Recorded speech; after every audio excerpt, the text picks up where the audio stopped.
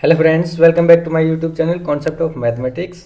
और आज के इस वीडियो में हम फिर से लेके आए हैं दिसंबर 2018 के पार्ट ए के कुछ क्वेश्चन। तो चलिए स्टार्ट करते हैं। हमारा फर्स्ट क्वेश्चन है marks out of 30 of 7 student.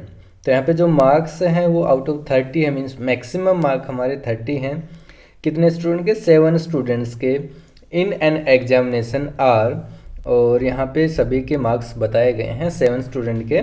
First one 4, 15, 6, 7, 5 and A and B. ये 7 स्टूडेंट्स के मार्क्स हैं आउट ऑफ 30। फिर इसने बताया where A is greater than 0। A क्या है? एक non negative, means non negative number है, एक positive. Is a multiple of 4, और वो ए है 4 का मल्टीपल भी रहेगा। And B is a prime. B क्या है कि प्राइम नंबर है। फिर इसने पूछा है what is the maximum possible value of the difference between the maximum and minimum marks. यहाँ पे जो पूछा गया है हमसे वो है कि 7 स्टूडेंट्स में जिसके मैक्सिमम मार्क है और मिनिमम मार्क्स, उनका मैक्सिमम डिफरेंस कितना हो सकते हैं। ठीक है, अगर सभी स्टूडेंट्स के मार्क्स हमें पता होते तो हम तुरंत बता देते, लेकिन यहाँ पे 2 स्टूडेंट्स के मार्क्स हमें नहीं पता, उनकी कुछ कंडीशंस गिवन है, तो उनको देखते हुए हमें बताना है पॉसिबल वैल्यू कि कौन सा मैक्सिमम डिफरेंस यहाँ पे पॉसिबल हो सकता है। तो देखिए हम क्वेश्चन को स्टार्ट करते हैं। 7 स्टूडेंट के मार्क्स कुछ इस टाइप से हैं 4, 15, 6, 7, 5 ए एंड बी। ये मार्क्स हो गए। जहाँ पे ए के बारे में क्या बताया गया है कि ए क्या होगा? ग्रेटर देन 0, मीन्स ये कभी भी 0 नहीं होगा, और मार्क्स तो वैसे नेगेटिव हो भी नहीं सकते। और इसने क्या बोला? A is a multiple of 4। ए अगर 4 का मल्टीपल है तो ए की पॉसिबल वैल्यू क्या हो सकती है? 4, 8, 12 and so on. Maximum value कितनी हो सकती है ए की? 28, क्योंकि हमें आउट ऑफ 30 लेना है, तो आउट ऑफ 30 ए कितना हो सकता है? 28, क्योंकि 4 का मल्टीपल होना भी जरूरी है।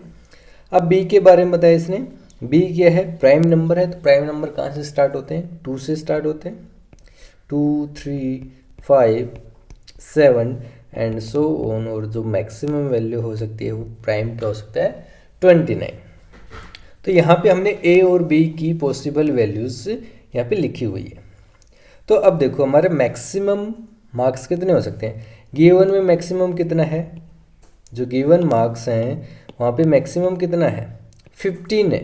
15 से ज़्यादा बी की भी वैल्यू हो सकती है और ए की भी वैल्यू हो सकती है। ठीक है, और वहाँ पे वो कौन सी हो सकती है? 28 या 29। ये 2 मैक्सिमम वैल्यू हमारे पास से हो सकती हैं। देन इसने पूछा है मिनिमम वैल्यू। अब मिनिमम वैल्यू गिवन में कितना है? 4 इज मिनिमम। लेकिन ए और बी में मिनिमम क्या हो सकता है? 4 एंड 2। ये मिनिमम वैल्यू हमारे पास से हो सकती है। तो देखिए ए और बी 2 नंबर हैं, वो एक टाइम में सिर्फ एक ही वैल्यू अटेंड कर सकते हैं। ऐसा नहीं कि ए की वैल्यू 4 भी हो गई और 28 भी होगी। एक टाइम में एक ही नंबर अटेंड करेंगे, क्योंकि वो मार्क्स किसी स्टूडेंट के। तो अगर हम मान लेते हैं ए के मार्क्स 28 हैं, ए के मार्क्स क्या हैं? 28 है, ये हमने मान लिया। तो ए क्या नहीं हो सकता? 4 नहीं हो सकता उस केस में। क्लियर है, क्योंकि हमने उसकी वैल्यू फिक्स कर दी 28। अब मिनिमम वैल्यू क्या है? गिवन में तो 4 है, तो मिनिमम वैल्यू कौन ले सकता है? अब बी ले सकता है। कितनी ले सकता है बी? 2। यहाँ पे बी की वैल्यू कितनी हो सकती है? 2 हो सकती है।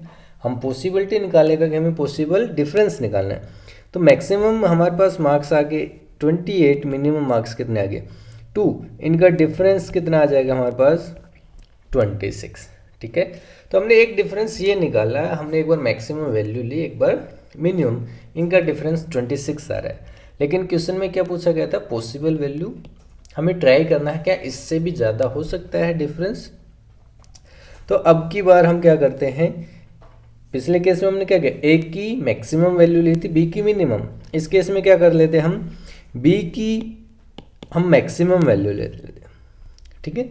बी की मैक्सिमम वैल्यू कितनी 29 और ए की वैल्यू हम क्या ले लेते हैं, मिनिमम ले लेते हैं। या मैक्सिमम लेने से भी कोई इफेक्ट नहीं पड़ेगा, ठीक है। बी की मैक्सिमम वैल्यू कितनी होगी 29। अब हमारी मिनिमम वैल्यू क्या हो सकती है मार्क्स में, ठीक है। अब 2 तो हो नहीं सकता, क्यों, क्योंकि बी ए की ही वैल्यू अटेंड करेगा, उसने क्या कर लिया 29, तो अब 2 नहीं आ सकता। तो ए के पास पॉसिबिलिटी है वो 4 हो सकता है। ए कितना हो सकता है 4 हो सकता है। या इसके अलावा हम देखते हैं हमारे जो गिवन मार्क्स हैं उनमें इससे छोटा कोई है, 4 से कम और कोई भी नहीं है यहाँ पे।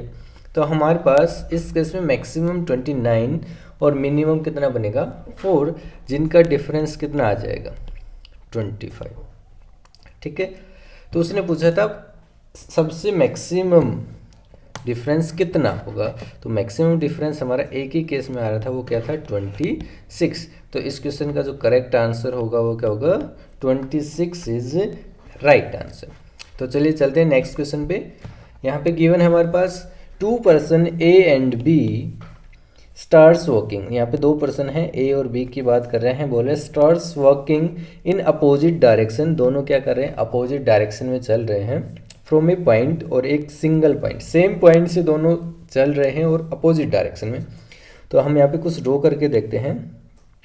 मान लीजिए ये हमारा कॉमन पॉइंट है, इस पॉइंट से यहाँ पे क्या चल रहा है बी जा रहा है और इस डायरेक्शन में ए जा रहा है, क्योंकि अपोजिट डायरेक्शन में जा रहा है, ठीक है। सेम पॉइंट से उन्होंने स्टार्ट किया जर्नी।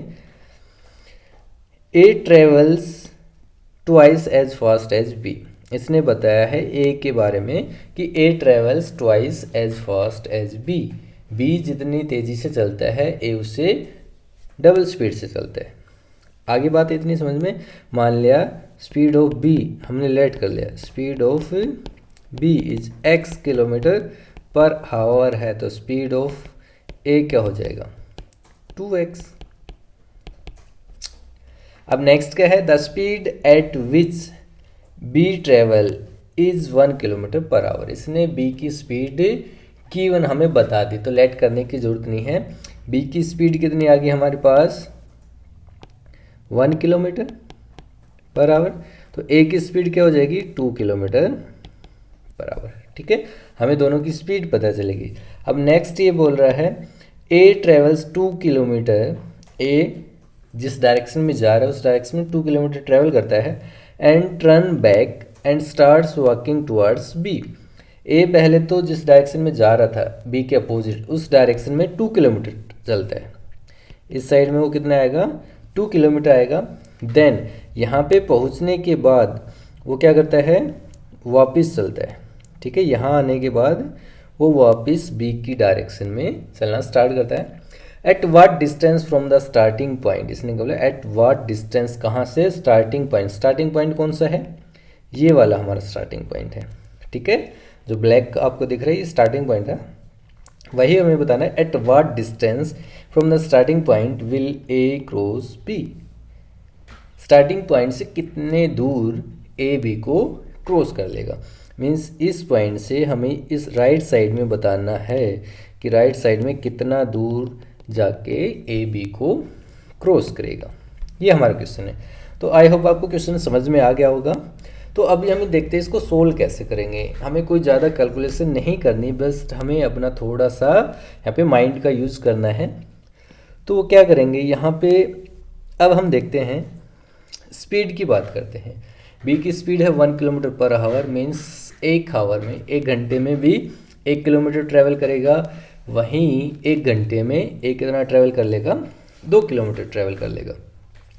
तो हम इसी कंडीशन को दोबारा से रिप्रेजेंट करते हैं।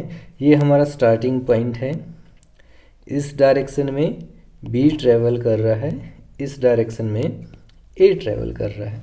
तो उसने बताया है ए जिस डायरेक्शन में ट्रैवल कर रहा है उधर वो 2 किलोमीटर तक जाता है। तो 2 किलोमीटर तक हमने ड्रॉ कर लिया, स्टार्टिंग पॉइंट से यहाँ तक 2 किलोमीटर हो गया, ठीक है। और ए की स्पीड क्या है 2 kilometre per our, means total time कितना लगा यहाँ तक आने को। ए को स्टार्टिंग पॉइंट से यहाँ तक आने में कितना टाइम लगा 1 आवर, ठीक है। अब बी भी ट्रैवल कर रहा है साथ में, और टोटल जब तक ए यहाँ पहुँचेगा फाइनल डेस्टिनेशन पे, इस डेस्टिनेशन पे पहुँचेगा, तब तक बी कहाँ जा चुका होगा। 1 घंटे का टाइम है, 1 घंटे में कितना ट्रैवल करेगा वो 1 किलोमीटर। मान लिया बी कहाँ आ गया, इस पॉइंट पे आ गया। ठीक है, 1 घंटे का टाइम हो चुका है। ए 2 किलोमीटर लेफ्ट साइड में आ गया, बी 1 किलोमीटर राइट साइड में, दोनों में डिफरेंस करना है 3 किलोमीटर का है। अभी यहाँ पे 2 किलोमीटर आने के बाद क्वेश्चन में क्या बोला गया है कि जो ए है वो वापस ट्रेवल करता है। ठीक है, वापस ट्रेवल करना स्टार्ट कर दे रहा है और वो पूछ रहा है बी को क्रॉस करेगा। ठीक है, अभी ज़्यादा स्पीड से चल रहा है बी से, तो डेफिनेटली बात है वो उसको क्या कर लेगा, क्रॉस कर लेगा। तो अभी 1 घंटे का टाइम हो चुका है, फर्स्ट आवर हो गया। अब हम देखते हैं फर्स्ट आवर में सभी ए और बी की हमें पोजीशन पता है कहाँ पे है। अब सेकंड आवर में क्या होता है, नेक्स्ट 1 आवर में क्या होगा, ए इस साइड में कितने दूर आ जाएगा, 2 किलोमीटर आ जाएगा। मीन्स वो स्टार्टिंग पॉइंट पे वापस आ जाएगा। ए कहाँ पे आ जाएगा, स्टार्टिंग पॉइंट पे आ जाएगा 2 घंटे के बाद। इसी टाइम के बीच में ए कितने दूर ट्रेवल कर चुका होगा, 1 घंटे में 1 किलोमीटर और ट्रेवल कर लेगा, 1 किलोमीटर। टोटल कितना ट्रेवल कर चुका है अभी, 2 किलोमीटर स्टार्टिंग पॉइंट से दूर है। आगे बात समझ। अब हम थर्ड आवर की बात करते हैं। तीसरे घंटे में क्या होगा, ए 2 किलोमीटर और आगे आ जाएगा क्योंकि वो 1 घंटे में 2 किलोमीटर चलता है, यहाँ पे आ गया। और उसी घंटे में बी कहाँ जा चुका होगा, 1 किलोमीटर और आगे निकल चुका होगा। ठीक है, ये हमारी कंडीशन है। यहाँ पे हमारा ए है, यहाँ हमारा कौन है, बी है, और टोटल कितना टाइम हो गया, 3 घंटे हो गए। अब जो नेक्स्ट 4th आवर होगा, नेक्स्ट क्या होगा, 4th आवर होगा, उसमें ए कितना ट्रेवल करेगा, 2 किलोमीटर और आगे चला जाएगा, 2 किलोमीटर। और उसी आवर में ए भी ट्रेवल करेगा, वो कितना और आगे जाएगा, 1 किलोमीटर। इस पोजीशन पे आके आपको दिख रहा होगा ए और बी दोनों कहाँ होंगे, एक साथ आगे। मीन्स अब बी नेक्स्ट सेकंड में ही ए किसको क्रॉस कर देगा, बी को क्रॉस कर देगा।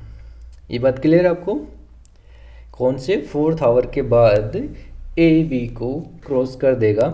लेकिन क्वेश्चन में हमें से पूछा क्या गया है, एट व्हाट डिस्टेंस, क्या है हमें बताना है किस डिस्टेंस पे, कहाँ से, स्टार्टिंग पॉइंट से। तो स्टार्टिंग पॉइंट हमारा ये वाला था। ठीक है, ये वाला हमारा स्टार्टिंग पॉइंट से इससे कितनी दूर आके यहाँ पे क्रॉस किया गया है, कितनी डिस्टेंस है दिख रहा है, 2 + 2 मीन्स 4 किलोमीटर। स्टार्टिंग पॉइंट से कितनी दूर जाके, 4 किलोमीटर दूर जाने के बाद ए ने बी को क्रॉस किया है। तो आई होप आपको ये क्वेश्चन समझ में आया होगा। तो प्लीज़ वीडियो को लाइक कीजिए, अपने दोस्तों के साथ शेयर कीजिए, और अगर आप चैनल पे पहली बार आए तो प्लीज़ सब्सक्राइब करना ना भूलें। Thank you.